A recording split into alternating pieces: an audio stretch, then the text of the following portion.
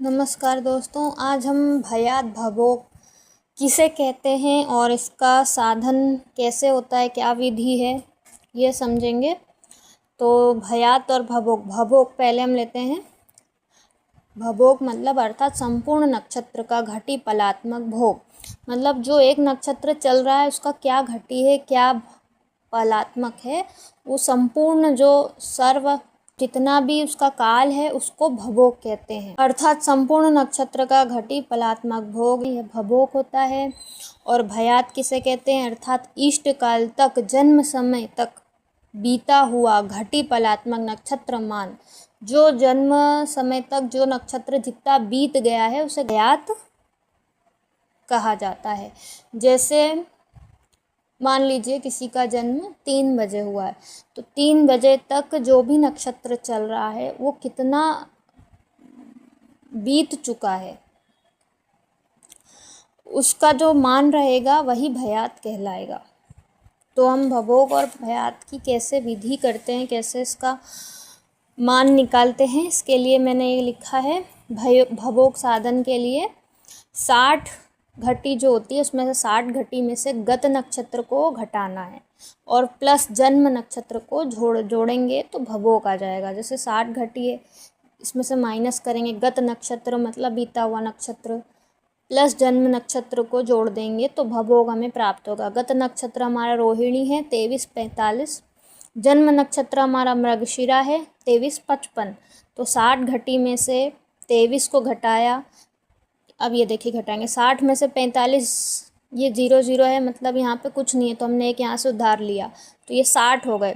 60 पल में से 45 को घटाया तो 15 पल हमारे पास बचे, और यहाँ 60 थे, हमने एक उधार ले लिया तो यहाँ 59 हमारे पास घटी बची, जिसमें से हमने 23 को घटाया तो हमारे पास 36 बचे।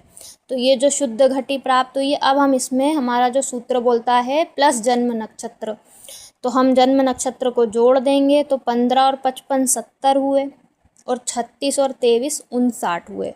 अब क्या होता है कि 60 से ऊपर नहीं होता है, तो हम 70 में से 60 को घटा देंगे तो 10 बचे। तो हमारे जो 10 हो गए, और जो 60 था हमने वो जो घटाया उसको हमने उधर जोड़ दिया। किधर जोड़ दिया, इधर जोड़ दिया 59 में। तो हमारा आंसर आया, ये देखिए 70 - 60 10, एक जोड़ देंगे घटी में तो 59 प्लस 1 60 घटी, और 10 पल हमको भवोक प्राप्त हुआ है।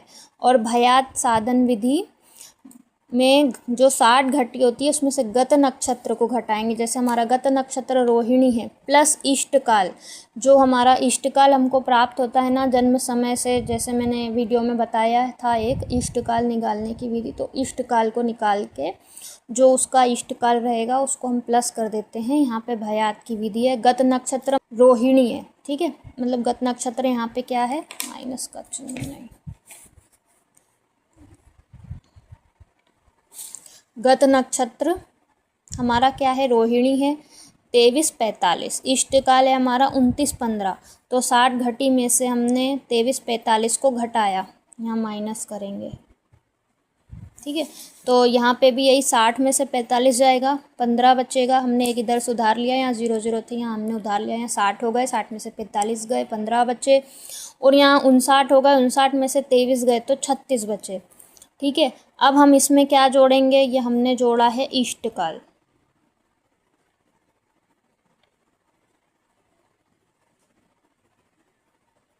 ठीक है, ये इष्टकाल हमने जोड़ दिया। 15 15 30, 36 और 29 65। तो अब ये भी 60 से ऊपर हो रहा है, तो हमने क्या करा, 65 - 60 = 5, और तो ये हमको जो 60 था वो हमने हटा दिया। अब यहाँ पे हमको प्राप्त हुआ है 5 घटी 30 पल, भयात के घटी पल हो गए, ठीक है। इस प्रकार से हमने यहाँ पे भयात और भवोक का साधन किया है। बहुत ही सरल विधि होती है, ज्योतिष के एग्ज़ाम में इसे पूछा जाता है, एवं जो सीखना चाहते हैं, बिल्कुल ज़ीरो से जो सीखना चाहते हैं उनके ये काम आता है। तो इस प्रकार से हम भयात और भवोक का साधन करते हैं। वीडियो पसंद आए तो लाइक और शेयर ज़रूर करिएगा।